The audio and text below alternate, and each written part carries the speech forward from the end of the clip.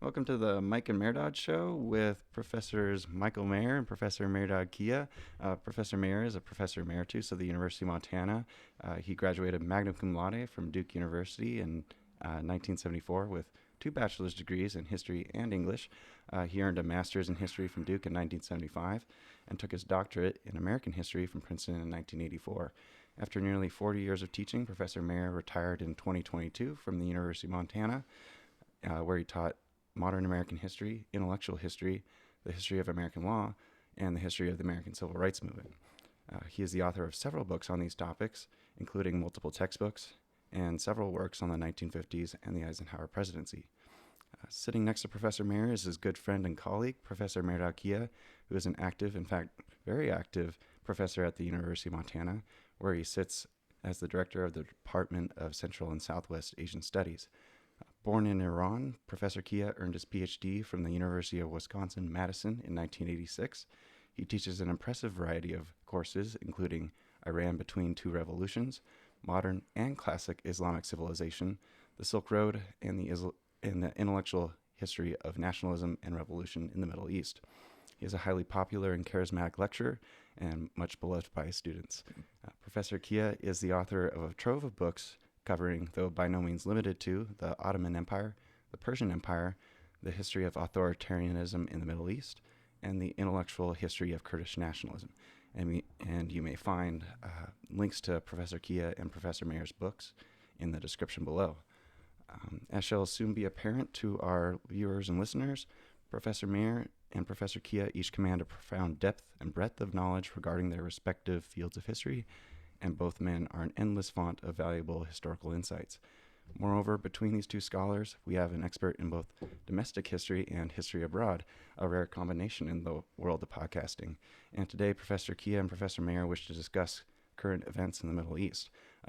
Professors, there's so much going on in that region. The past few years have witnessed significant disruptions to geopolitical relationships in the area, the Israeli-Palestinian conflict, the Houthis' attacks on international shipping and U.S. Navy vessels, as well as the recent fall of Assad, just to name a few. It's as if the entire grand chessboard of the area is being rearranged. So where would you like to begin? Go ahead, Mike. I was going to say, first of all, thank you for the introductions. I wish my parents could have heard that. My father would have loved it. My mother would have believed it. Mehrdad, why don't you there's been so much that's just gone on the last couple of days. Why don't you just kick us off with what seems to catch your attention? Well, Ben, thank you very much for the invitation, very kind invitation, and for your very generous introduction.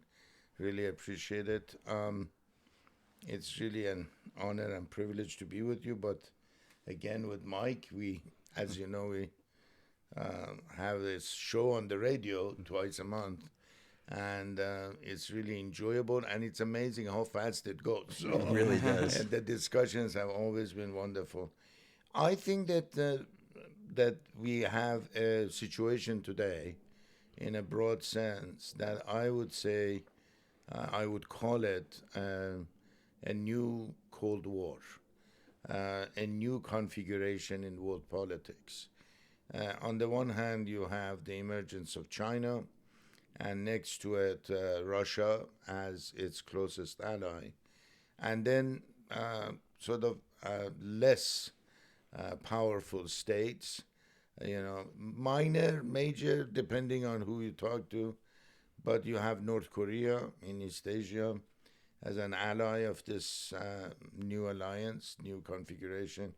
You have Iran in the Middle East and its proxies, Hamas in Gaza Strip, Hezbollah, the Party of God in Lebanon, and the Houthis in Yemen.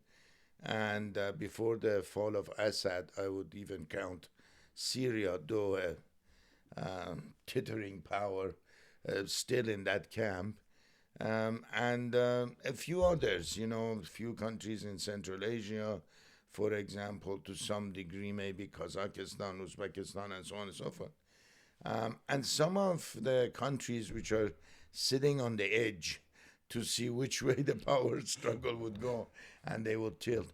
But in that context, I think we can analyze the situation in the Middle East as Iran, the Islamic regime in Iran, being one of the sources of instability, but backed by Russia and China in essence, and causing a great deal of havoc, not only for Israel, but also United States, and also the Arab allies of the United States, Saudi Arabia, Persian Gulf states, especially Kuwait, United Arab Emirates, Saudi Arabia, and so on and so forth. In this kind of larger global context, if we look at very carefully, you also have an issue.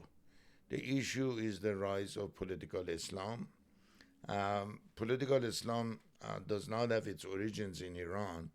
It actually was born in Egypt in late 1920s, 1928, with the emergence of Muslim Brotherhood under the leadership of a very charismatic and a troubling leader, Hassan al-Banna, and then produced the ideologue of the political Islam, which is Sayyid Qutb, who was hanged, who was executed by Nasser in Egypt in 1966. But he's considered not the ideologue, the founder. If Hassan al-Banna was the Marx, Sayyid Qutb was the Lenin of Muslim Brotherhood. And yet all these ideas of political Islam had not come to fruition until February 1979, when Khomeini seized power in Iran. And I think that 1979 revolution, then following that, of course, the rise of Islamic fundamentalism in Afghanistan as a response to the Soviet invasion, hand in hand, these events created a series of other events which have brought us to this point. That is an Islamist bloc which wants to destroy United States influence in the region, which wants to destroy the state of Israel as the principal ally of the United States in the region, and basically wants to overthrow all the governments which stand with United States and even close to Israel these days to defend their own interest and to protect their own security. So today we have this formation, this new configuration, that Iran leads the first block of, I would call them the Islamist troublemakers, versus United States, Israel, and several Arab countries, principally Saudi Arabia, but also Jordan, Egypt, Kuwait, and the various countries of Persian Gulf, sort of trying to diffuse it and neutralize it. The way this battle is being fought, because Iran, as the principal player, understands that it does not have the military and the economic power which Israel and United States and Saudis bring to the table, they basically fight an asymmetrical warfare, which means we do not have the Air Force, we do not have the Navy, we do not have the military technology, but we have proxies surrounding Israel which would undermine the stability and security of the Jewish state. And until October 2023, that's how the configuration worked. Iran and its proxies surrounding Israel, Hamas in Gaza, Hezbollah in Lebanon, Houthis in Yemen, versus Israel and United States. I think October 2023, October 7th, 2023, was really a turning point, because now we realize Iran rolled the dice and convinced that it had sufficiently armed Hamas, backed by Hezbollah in Lebanon, to actually attack Israel and get away with it. And part of the reason they thought that was Israel was divided within itself, fragmented over the whole Netanyahu issue. The left was gaining, ascending in Israeli politics. But also there was an administration in the United States which had allowed Iran to sell its oil to China. They had stashed about $95 billion worth of oil sales. They were flush with money. And they thought this is the opportune time to basically attack Israel and get away with it. And of course, as we all know, the response from Israel was national unity and such a counterattack that they have been shocked, really. Hezbollah and its leader, Hassan Nasrallah, they're no longer there, really, in a real sense. Hezbollah is there, a few thousand armed men, but not really as a formidable political and military force. Hamas has been decapitated. Ismail Hania was actually assassinated while visiting Iran, which shows that Israel has an intelligence network inside Iran. And the Houthis, just the last few days, have been seriously attacked. Now, whether they have been dismantled or not, we don't know yet. But now the situation, the table has been turned around, and the Islamic regime in Iran is on a true defensive and on the verge of probably confronting the wrath of United States and Israel militarily. Yeah, they are, and the Israeli strike on Iran pretty much stripped them of their air defenses. So they're now sitting in a situation where they're, if the United States or Israel were to launch an attack, they're not completely defenseless, but their ability to defend themselves is enormously diminished. And I think that's a big thing. And Mehrdad raised a couple of interesting points that people might not necessarily pick up on, but the Nasser came down. Nasser was a secularist. He was a pan-Arab nationalist, but he was a secularist, and the Muslim Brotherhood was a disruptive force for him, and which is why he sought to suppress it. And the other point that Mehrdad made, which is I think really worth elaborating, is that Israel did seem divided, and maybe Israeli politics always seems chaotic, but it seemed particularly so in the lead up to October 7th, and we're still seeing aftermath. I mean, Netanyahu, this business with Netanyahu wanting to fire the head of Shin Bet, which is their equivalent, more or less, of the FBI. Mossad is very famous. That's their sort of CIA, but the Shin Bet is kind of the FBI, and that controversy is over responsibility and the failings that led to October 7th. And so that's continued. The people in the streets demonstrating now are people who were demonstrating against Netanyahu's judicial reform before October 7th, and who were demonstrating over policy with respect to the hostages. And again, there's a great debate within Israel about whether or not the hostages should be the absolute priority. Get them out, doesn't matter what you have to give up, which has kind of been Israel's policy over the years, over the decades, really, or whether there's just a national interest that needs to prevail, even over the desire to get the hostages out as quickly as possible.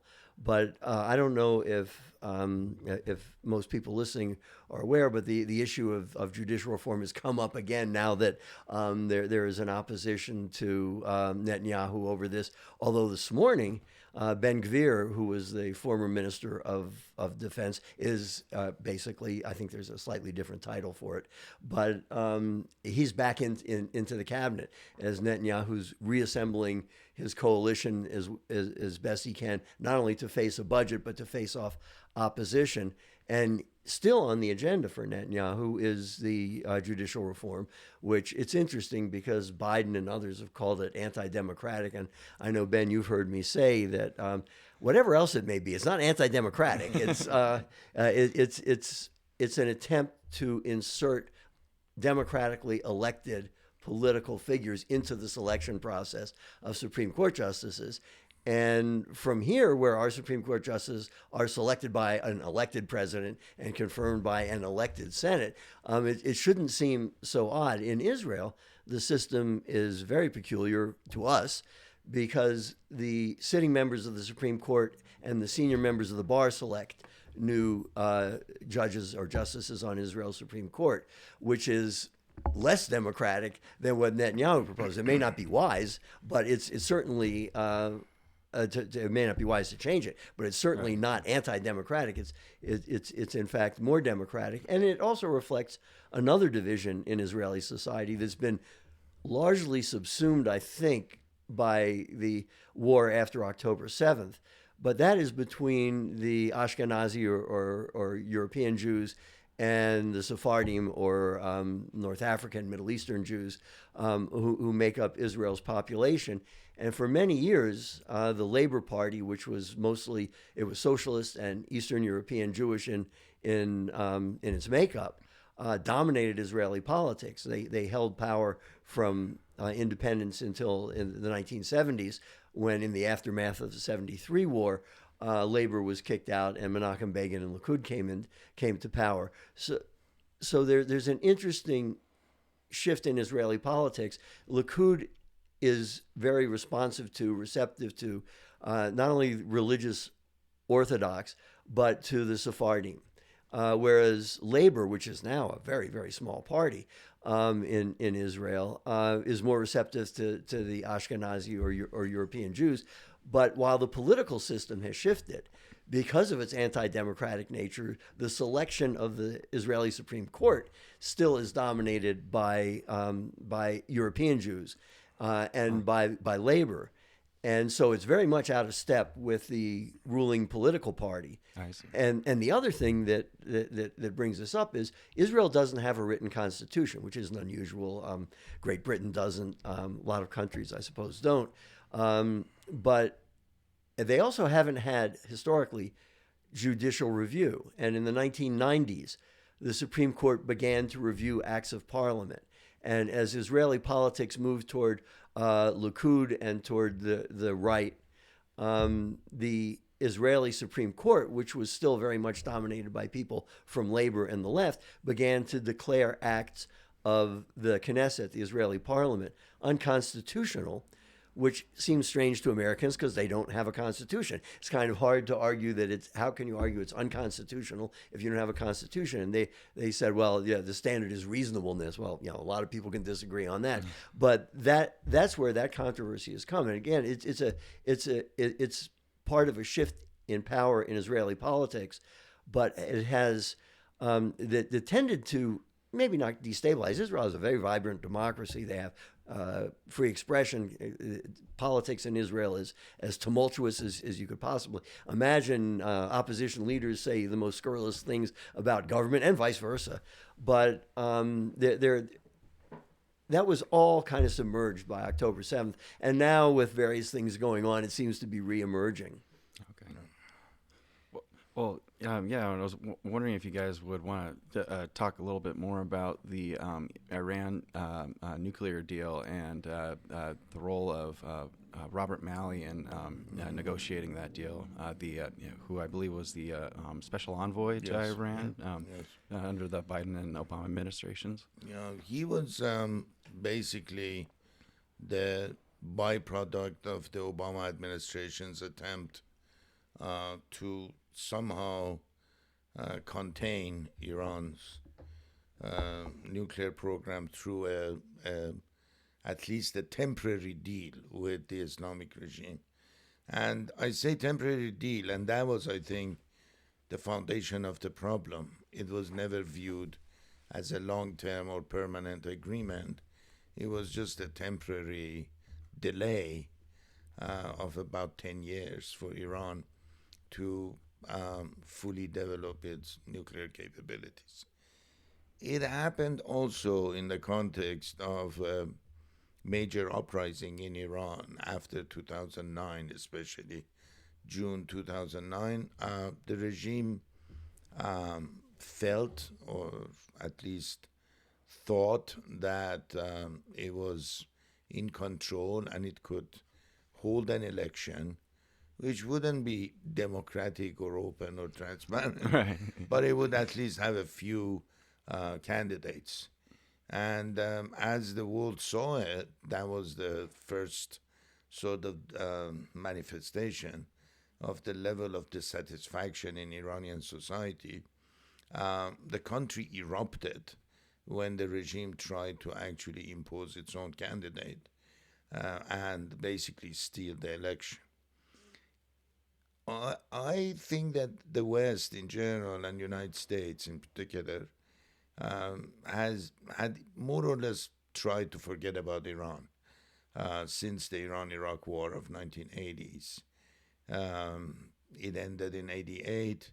Our preoccupation was more with Saddam, his invasion of Kuwait, and then his attempt to perhaps have its own nuclear capability, which was destroyed by the Israelis initially. But we were much worried about Saddam and his aggression toward Arab countries to the south, like Kuwait and Saudi Arabia. I think what we missed in the process was a major political and demographic shift in Iran. At the time of the revolution, I remember the population of Iran was given about 38 to 46 million, so around upper 30s, lower 40s. And today the population is almost 90 million. Wow. It was one of the fastest growing populations. It's a very young population. Until a few years ago, the estimate was about 65 to 70% were below 30 years old. It's very young and doesn't have any memory of Iran before the revolution. All they have heard from their parents and grandparents is how wonderful it was that we could go anywhere without a visa. Our passport was taken everywhere. Our currency was very strong. You could send your kids to United States, European countries, to any university you wanted. Average Iranians owned a car or two. The GNP and the average salary was ahead of South Korea and several times ahead of China.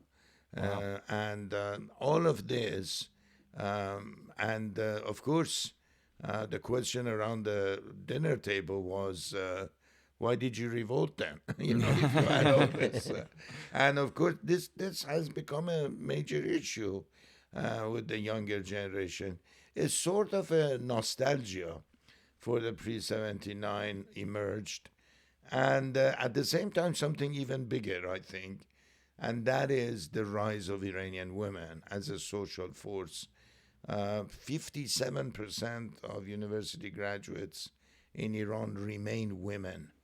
Wow. It's a huge difference between Iran and the Arab countries, and much more similar to Israel and Turkey in some ways, the other two non-Arab countries in the region.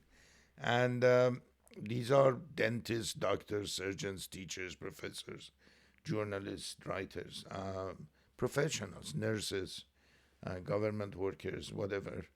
And in a society where an Islamic regime wants to impose a segregated system, especially within the context of legal rights, they felt not only alienated but discriminated openly and in an completely unacceptable fashion. So in 2009, you saw for the first time Iranian women kind of taking the lead against the regime. And more recently, in the last few years, in the so-called Mahsa revolution, after the regime actually detained an Iranian Kurdish woman, Mahsa Amini, and she died in custody.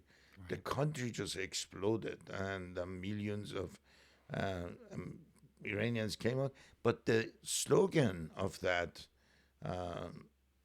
of this more recent uprising, had changed from 2009, "Where is my vote?" To "Women, Life, Freedom." Wow. Okay. And so this sort of the last 9, 10 years has seen a major shift in terms of the radicalization, the over overwhelmingly opposition of the society, which is estimated by the government as being somewhere between 85 to 90% of the population. Slippage in the Iranian parliament by one representative. If the elections were held today, we would probably be lucky to get 5% of the vote, and that would be those who are paid by the government for their jobs.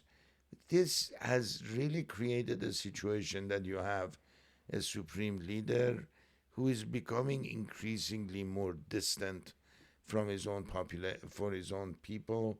He lives in a bubble, and the way you listen to him, he almost doesn't psychologically sound like a very well person. You know, I think he's surrounded by yes, yes, people know everything is great, don't worry kind of situation. And the Revolutionary Guards, which is basically his militia, and intelligence networks, which keeps him in power, and an entire ocean of people who want him to be gone yesterday. And now we are on the eve of Iranian New Year. We were just talking. Tonight at 3 o'clock in the morning, spring arrives. That's the Persian New Year. That's the Iranian New Year. And the Wednesday before, which was today, their time yesterday, they have a festival which is jumping over fire, which is spontaneously people gather. They set bonfires, they jump over fire. This is an ancient celebration. It's a fire celebration, which clearly tells you it's a Zoroastrian tradition, goes back to pre-Islamic ancient Iran. And I could not believe my eyes because the regime tried to contain it again, arguing that we are in the middle of the month of Ramadan. It's an Islamic fasting month. And everybody came out eating and jumping over fire, which is very interesting. There was no political slogan, but that action on its own gives you a sense where the people are. And the regime cannot do anything because of the level of the quantity that is on the streets, young, very energetic. And what was amazing in the images I received, not a single woman in all these crowds had any Islamic veiling. Wow. And they have tried to impose this draconian, you have to cover yourself. It's gone. In some ways, after the Mahsa revolution, it is now only that segment of the society which follows the regime and obeys the regime and basically acts as its supporters that still respect these kinds of orders from above. The rest of the society, thanks to social media, thanks to this cultural and demographic change, but thanks to education. Iranians shock me with the number of people who read books. And I see these titles. I actually saw several titles on Civil War, American Civil War. One Wow. from an individual that I know Mike is very familiar with and has been here and has given wonderful talks, Battle Cry Freedom, right? Yeah, McPherson. Yeah. McPherson being translated into Persian and one of the bestsellers, which tells you something about the reality on the ground. People are reading, people are becoming curious. They are reading also about their own history. They are understanding the role of the clergy has been very much destructive. And I think what worries the Iranian society is that there is a messianic element in their ideology. They're waiting for the arrival of the 12th descendants of Muhammad, the Prophet of Islam, as the 12th Imam or as the Savior, as the Messiah. And that upon his arrival, Iran will then have its own nuclear capability, and watch out because we are rising as a global superpower. And the excuse is that look at United States, It attacked Iraq, but it hasn't dared attacking North Korea.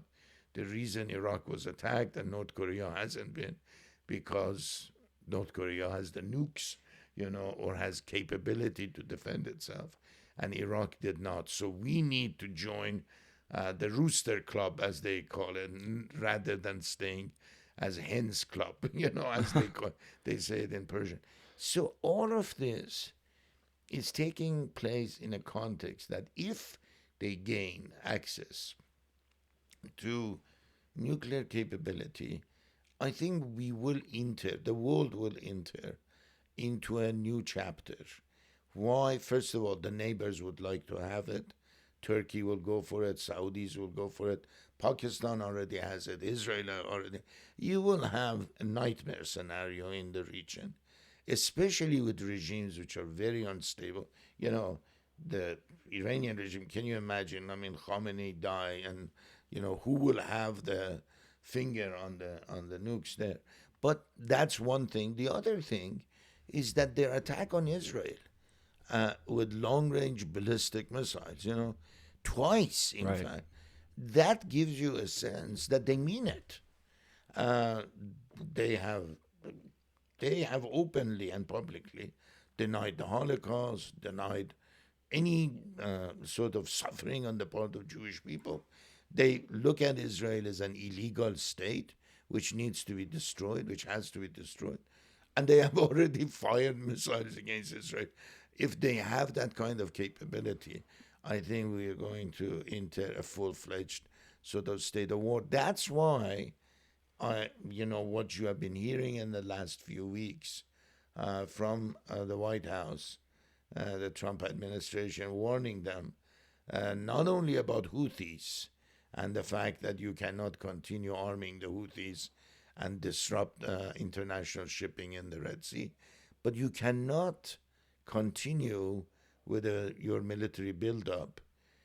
I think we are coming closer and closer to that point, which we have been watching, and I think some people in Washington trying to ignore it because it is such a frightening prospect, and that's a prospect of basically destroying their nuclear capability. I think we are coming very close to that. Yeah, and I think that one of the things that is so important to consider in that context is when Iran was moving toward a nuclear weapon, the Obama administration was not only concerned, as Mehrdad said, about at least temporarily postponing that, they also were looking to reorient American policy in the region. They were looking to make some sort of accord or some sort of rapprochement with Iran as a kind of a Shiite balance to the Sunni powers in the region, led by Saudi Arabia, and that that balance of power would be an occasion for Obama to withdraw the United States from the Middle East to the extent that it had been there, and that's what led the Obama administration to turn a cold shoulder toward the Green Revolution, which Mehrdad mentioned, and also toward the explosion of protest, and more recently that was led by women. And also, when you think about, Mehrdad talked about launching ballistic missiles, which is one thing, but in conventional forces, think what would have happened had there not been a nuclear shield behind Israel. And if you put that nuclear shield behind Iran, the restraint that they have had to exercise. I mean, there are already Iranian forces in Syria and elsewhere around the region. Iran was very, along with Russia, was very important in keeping Assad in power as long as he did. And again, God, can you imagine if Assad had nuclear weapons? He used chemical weapons on his own people. As Mehrdad mentioned, the Israelis took out the Syrian nuclear plant. But if that hadn't happened, the whole world condemned Israel, and then behind the scenes went, whew, thank goodness. But can you imagine what would have happened if Assad had nuclear weapons at his disposal at that point, and whether his own people or starting some sort of adventure elsewhere? So I mean, this is really an important development. And I think one of the missed opportunities was both the Green Revolution, the Obama administration, and the Biden administration's response to the more recent uprising, which was much more national in nature. The Green Revolution was more urban. This last outbreak was really much more national in scope. I went to the rural areas. As Mehrdad said, it was led by women. It was really an opportunity to, again, if the United States had intervened in any way, it would have been, I think, catastrophic. But the United States could have lent a lot more support, diplomatic, monetary, in terms of logistics, communications and other things to the people who were trying to overthrow the Islamic regime. And if you're looking to prevent an insane theocratic tyranny from gaining nuclear weapons, maybe the best way of doing that is to get rid of the insane theocratic tyranny. That, I think those were a couple of real missed opportunities. I think sometimes, when I speak about getting rid of the regime, immediately the response is, oh, you're calling for military intervention or landing of special forces or Marines. And I want to clarify this point. I would be the last person to ever advocate U.S. military intervention in Iran for a variety of reasons, starting with geography. It's a country 3 times the size of France. It's basically the size of the entire West Europe. If you put several countries of Western Europe, Germany, France, Italy, Spain, that's Iran. It's a very large country. The other thing, it's a very rugged country. People tend to think of Middle East as flat and desert. Iran has very high snowfalls. It's one of the only teams in the Middle East which sends a skiing team to Winter Olympics. Oh, wow. People don't even realize that.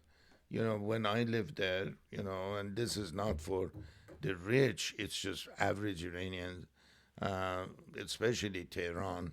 If you look at just, click Tehran in winter, you realize how, popular skiing and other, luge, everything else that you can think of with regard to in the ice skating, so on and so are popular. But whatever the case may be, that's its geography. But more importantly, it has 90 million people, and its capital, Tehran, nobody knows the real population. I mean, you typically hear 14 million with all the suburbs. 1/4.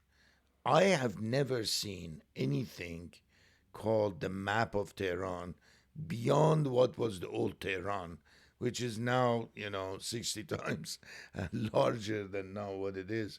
I mean, it is a city of hundreds of streets, back streets, alleys, and so on and so forth. Even Tehranis themselves get lost there, let alone sending an army to do what? It's going to be impossible to control and contain. But more important than all of these is that the Iranians don't want to be attacked. But they want, as Mike correctly pointed out, they want support, moral support, diplomatic support, technological support, and perhaps some financial support when it comes to being able to organize more activities near Iran, in close proximity to Iran, or outside, to make the world aware that this is a crumbling regime and people are sick and tired of it. But nobody is asking for military intervention. There might be a few here and there, but I am not. What I think is disappointing is that there are still a lot of people in Washington and in both parties who believe that you can have behavior change without the change in the regime. This regime would not become a normal player. That we know now. I mean, if anybody has been watching these people since 79, what you know is that their DNA is hatred for United States and the West, hatred for Israel, hatred for anything that questions their ideology. They have created a totalitarian state, and even giving concessions on the question of celebrating Persian New Year or allowing Iranian women to dress as they wish is considered to be a backbreaker, basically, for the regime. So this is a very insecure, highly dictatorial, and highly tyrannical and intolerant regime. It's not going to give an inch. Yeah, American policymakers yeah. from the Reagan administration on have been looking for Iranian moderates, and nobody's found any. Reformists, moderates, and so on. And that's why the regime has played that card. So in 1997, they brought this character, Khatami. They called him a reformer, a moderate. It's fascinating. During Khatami's presidency, more Iranian opponents of the regime inside Iran were murdered and assassinated than any other time. So they give this kind of smiley face, dialogue of civilizations. He called it "Let's Talk." He actually contemplated a discussion, maybe a conversation with President Clinton. President Clinton at the time thought, wow, Khatami might be the guy that we have been looking for, the moderate. He had gone to United Nations to give the annual speech, and he was told that Khatami was coming in this direction. The entire American delegation waited. You know where Khatami went? He hid in the man's bathroom to avoid Bill Clinton.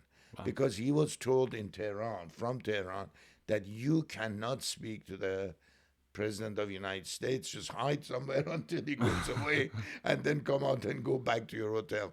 This is the kind of regime we are dealing with.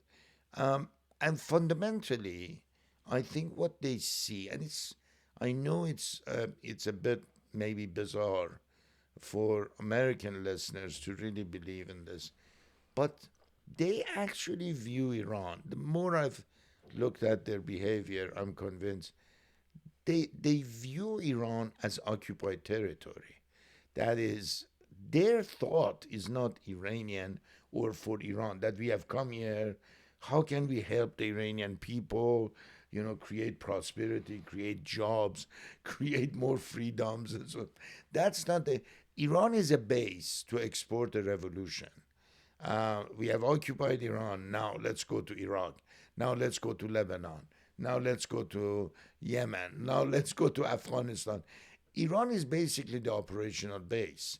It is not a nation state in their eyes, because they are a globalist movement which wants to create a Shia Islamic caliphate under the leadership of Khamenei in the world, and that's what the vision is for the future. Yeah. Well, that brings me to another question.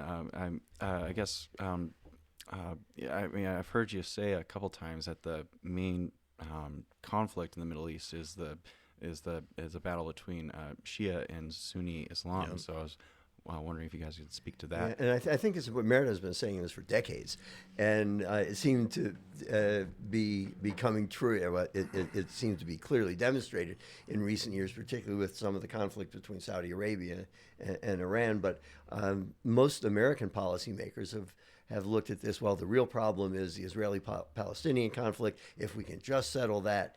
And as Mehrdad points out, that would settle one thing, but it's not going to settle the larger issues in the Middle East. And I think that's absolutely right.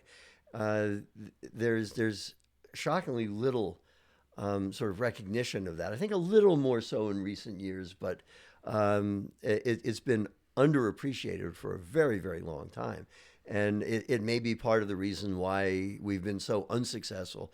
One of the demonstrations of that is the Abraham Accords, in which the American government was able to broker agreements between Israel and several Arab nations without first settling the Palestinian question. And you can make a good argument that if that process had been allowed to continue, that maybe then there would have been a better basis for reaching some sort of accord between Israelis and Palestinians. But this other underlying conflict is there, and it's one that needs to be recognized in any formulation of policy. As I said, the Obama administration had some recognition of that, but I think they read it completely wrong. They understood that there was this rivalry. They thought, well, if we can get some sort of balance of power there, then we can withdraw and everything will be fine. Well, not really. I think if you ask an average Iranian, not somebody who's an expert or who has read, what do you want? In the end, if your country's foreign policy changes, they would immediately say a few things. First of all, we don't want to have anything to do with Russia. Russia has always been a very negative force in Iranian history. In the 19th century, Iran lost a good part of its territory to Tsarist Russia in two major wars and two humiliating treaties, Golestan and Turkmenchai, 1813 and 1828. There is a deep, if I wouldn't call it hatred, but a deep sense of resentment in the Iranian political mindset toward the Russians. Why is it that our closest ally is Putin? This aggravates and truly upsets, I think, a lot of Iranians. First. Second, we do not have common borders with the state of Israel. We are not Arabs. Why are we in a hostile relationship with Israel? Doesn't even make sense, especially when you go back to the Persian history. In fact, the relationship between the Jewish and the Iranian people, not always, but for the most part, was a very warm and close relationship. And this goes back to the time of Cyrus, the founder of the Persian Empire, who entered Babylon, found Jews in captivity, and liberated them. And that's why his name is mentioned in the Old Testament as the Anointed One. So the Iranians take a huge amount of pride in the fact. I went to school in Iran myself, high school. My class itself, we had 6 fantastic Israeli, not Jewish. There were a lot of Jewish Iranians, but 6 Israeli classmates I had. We played soccer together. We hugged each other every time we scored. Their parents were there working on various agricultural projects, military projects, question of water projects, because both countries were very worried even in the 1970s in terms of access to water and so on and so on. The Israeli community in Iran was large, in terms of collaboration. And every Israeli leader, from Moshe Dayan to Shimon Peres to Yitzhak Rabin, they had visited Iran. And Iran was the only country which basically had accepted and recognized the state of Israel's status quo. The Arab world had rejected. And the question today is, what was wrong with that? At the same time, when I was there, several Saudi kings visited Iran. They would kiss the Shah, they would hug. There was no Shia Sunni business. Why? The Shah was a secular. He could care less whether you were Sunni or Shia. You had to maintain a good relationship. At the same time, the Shah actually enjoyed a very good relationship with Soviet Union, while he was viewed as a very close ally of United States. So when you talk to the average Iranian, what was wrong with that picture? Having a very warm relationship with Israel, but maintaining a cordial relationship with Arab countries, especially in the Persian Gulf region, in our neighborhood. The only 2 Arab countries they could not get along was Nasser in Egypt, because it was an Arab nationalist government, and the Baathists, the Saddam Hussein regime in Iraq. And even that regime finally came around and he came to Iran and more or less a kind of apologizing because the Shah started arming the Kurds in northern Iraq, and Saddam realized that was not the battle he wanted to fight. But whatever the case may be, the question is why should we be in a hostile relationship with the Arab world, with Israel, with the United States, and throw ourselves in the arms of Putin as our savior? The foreign policy for a country which supposedly had a revolution to get rid of a quote unquote puppet Shah clearly shows that today, in fact, Iran is far more of a puppet of Russia and China than it was ever in the 1960s and 70s. And some of that resentment is really apparent when you look at some of the work that Mehrdad did early in his career, which is a long time ago now. We're old men now, but he wrote about Persian intellectuals and their concern about nationalism and their debates about whether Islam was compatible with modernization and so on. But the thing they were worried about, they're all looking north.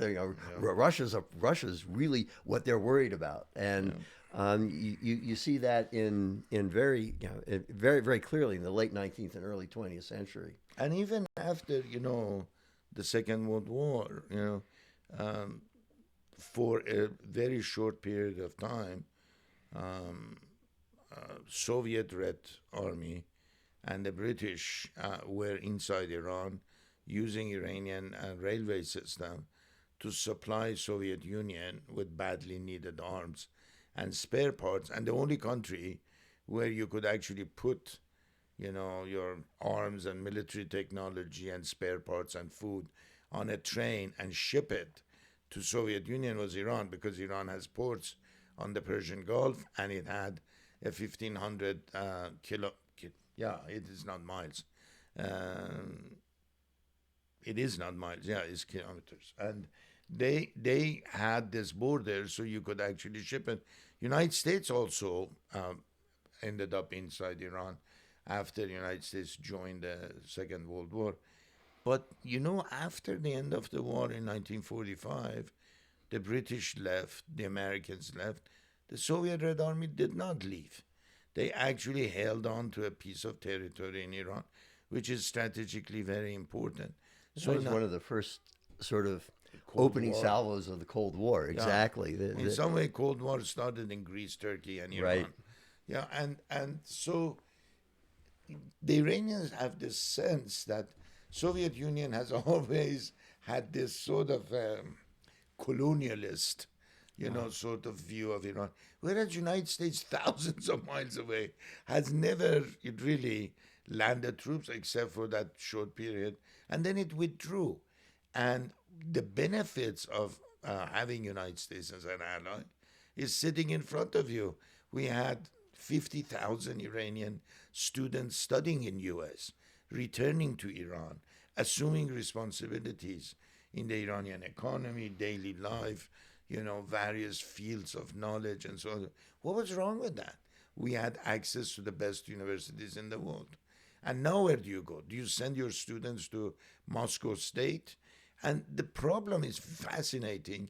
Every individual that I know in the Iranian regime today has a relative in United States. Wow. They don't even send their kids to Russia or China. They still buy property in Canada and United States. They send their kids and relatives to the United States to attend university. So deep down, they don't even know that this is a bad foreign policy. But you have a very stubborn and extremely anti-American, anti-Israel leader who is just bent on remaining in opposition until he dies. And he has a structure, the besiege and so on, to support the tyranny. And it really is what Mehrdad was mentioning, is sort of the brain drain is fascinating, because you think of all the intellectuals and professionals and so on who might have returned to Iran, but they're now in Detroit and Los Angeles and London and Paris. And I for one am very grateful to them for all the people they've chased over to the United States. But it's a very strange way to run a country. The city with the largest number of dentists and doctors after Tehran is Los Angeles. That's the second city with the largest number of Iranian doctors and dentists. That is, Los Angeles is ahead of other Iranian cities, only with the exception of Tehran, the capital city, which gives you a sense of what has happened.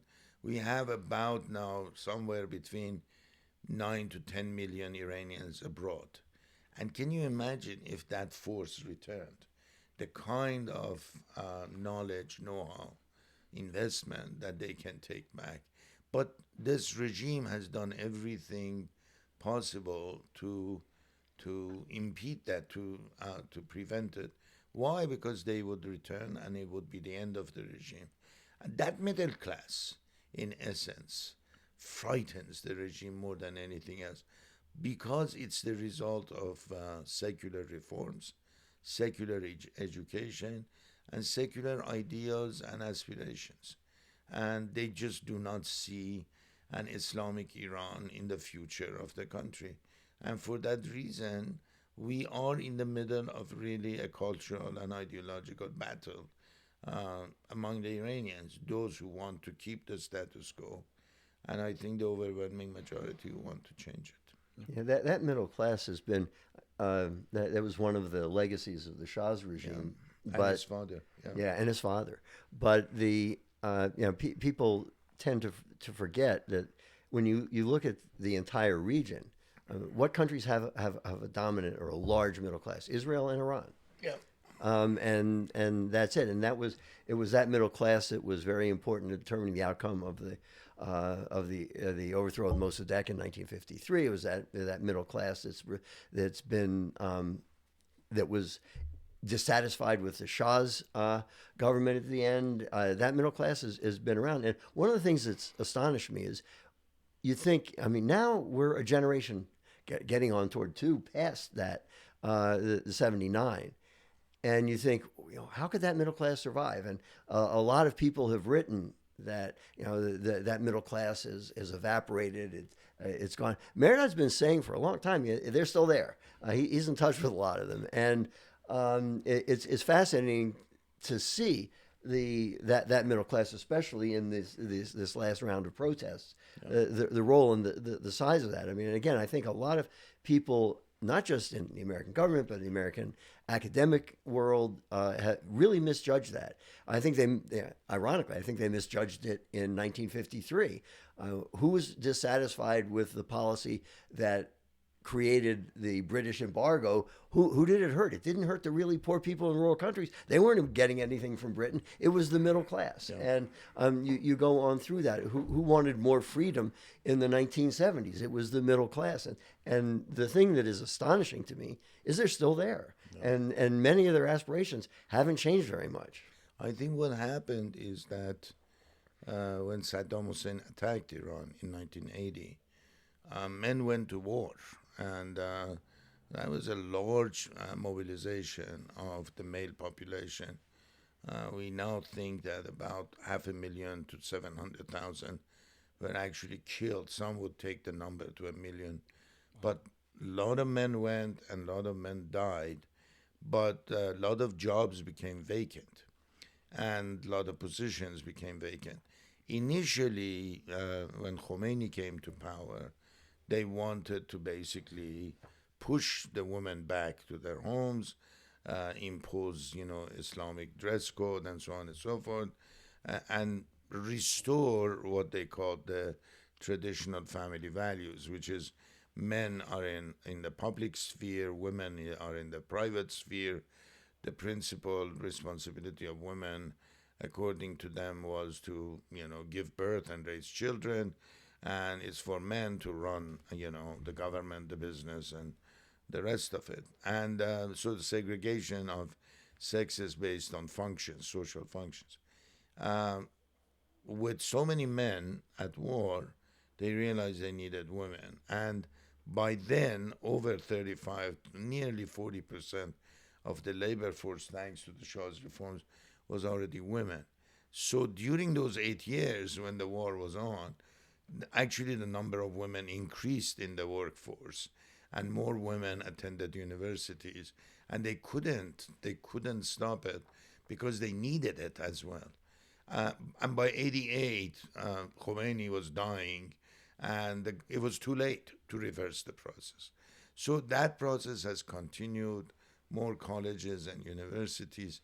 But the issue is that they have tried to make life so miserable, and the rules and regulations, especially in public appearance, marriage laws, so one-sided that so many women, dejected by these highly oppressive rules and regulations, decided to leave. And when they leave, the family leaves, because Iranian women are very central to family life and culture. And they left out of situations that are amazing to some people in the West. My mother always told me that she was highly educated and very bright at the same time. She said that she was going to visit her mother, my grandmother, and she was surrounded by these Basijis, the street thugs who worked for the government. She said, "What do you want?" Because by then, everybody had put a scarf, at least a long coat and a pants, so you can't see anything. What is it?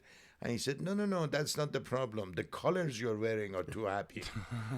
You have to go and put back some gray, black, brown, and so on. So you have some orange and green and yellow. That makes it too colorful. Wow. Can you imagine? It was to that degree. And when you are being told on the street that even the color of your dress is unacceptable by someone you do not know, that forces a lot of people to think about whether I want to actually live here. Yeah, but it also is the key to understanding why, with so much discontent, the regime has been able to retain power. Yeah. Because the analogy that comes to mind, I know any analogy to Hitler and all is a loaded one, is foolish. And it's not an analogy to Hitler, but the Basiji are essentially very much like Hitler Youth. They're taken away from their parents very young, and indoctrinated, and they're the shock troops. And I think there was a serious question when this last round of demonstrations was in the streets whether the Iranian army would actually fire on their own people. But there's no question about the Basiji. They would fire. And these guys, as Mehrdad described, they're not only thugs, but they're violent, they're indoctrinated, they're really a dangerous sort. And that will keep people within bounds until that threat is alleviated, because these people are violent and they're unaccountable. And it's horrific to think what could happen. And I know a lot of people, looking back in history, if I were alive in Germany, I would have been part of the resistance. No, you wouldn't. It was terrifying. It was dangerous. Most people weren't. I mean, the French, there are great stories of the resistance, and the resistance was incredibly heroic. But there's a very small number of people. Most French people happily collaborated rather than put their lives, families, and everything else at risk. And this is the dynamic. When Mehrdad says it's kind of teetering on a razor's edge, this is the dynamic that's balanced there. The discontent of a large number of people and the power of an effectively totalitarian regime with an effective sort of strike force, or sort of cutting edge force, willing to attack its own people. It's very interesting. So this is a new development, but I think it might be interesting for those who listen to us that in this last so-called mass uprising, more recent one, even elements within the Basij and Revolutionary Guards, which are the most loyal, they actually began to express their hesitation to go on the street. Wow. And for the first time, you had cracks. And it was very interesting. They detained a very prominent journalist who had worked for Khamenei, and he had resigned in protest. This is when you see the crack is getting closer and closer. And he was detained, and then he told his audience later that in detention they actually apologized to him and said, "We have no interest in keeping you, and we will let you go, but it's just that we are doing our job because we need our salary." But the most recent development is that the regime becoming aware that even its most loyal forces are sort of teetering on the edge of refusal, has now created a new force made out of Afghan refugees. There are millions of Afghans who fled Taliban. They live in Iran. They're very poor, good people, hardworking people. Afghans speak the same language as the Iranians. They speak Persian. But many of them are desperate for a job, for something to make an income. First, they actually trained them as units, as armed units, and they took them to Syria to save Assad from downfall. After they had sufficient number of forces coming from Lebanon through Hezbollah to help them, they brought the Afghan forces back, the Afghan units, and in the more recent demonstrations, they are using Afghans, which is very, very sad, because in overall sort of picture, Iranians have always, at least the Iranians I talk to, they always viewed Afghans as brothers, sisters, people who have also suffered a great deal under horrible regimes, first Soviet occupation, then Islamist, rule, then now Taliban, and a lot of them, millions, fled into Iran. But the regime is that desperate. That is, it is tapping into anything. At the same time, it has brought Shia forces from Iraq and Lebanon to also help it, because they are non-Iranians. They don't have any qualm about, using force against the Iranian population. It shows the level of desperation on the part of the regime. Yeah, I mean, if you look back to, say, Tiananmen Square, the Chinese government brought troops from way outside, different remote provinces, because they were worried that even loyal troops would not fire on their own people, whereas these people are from very different, really almost different cultures, brought in, would have far less reservation about using force against the people who are in Tiananmen Square. It's interesting, and it's also interesting the role that the Assad regime has played. As we keep coming back. I mean, this is as Mehrdad mentioned, the Ba'athist regime that came to power, I think, in 1970. I think Assad came to power in 73. Is that right? The father. Yeah, the father, the senior, Hafez al-Assad, came to power in 73, and was again a tyrant of unimaginable proportions. A lot of he was one of the most hardline anti-Israeli, and he was one of the most repressive. Again, he was a nationalist and and something of a secularist, but and also represented a religious minority and the Alawite minority in his country, but and held power by force. And when he died, his oldest son, who had been the designated successor, died. Was it an auto accident?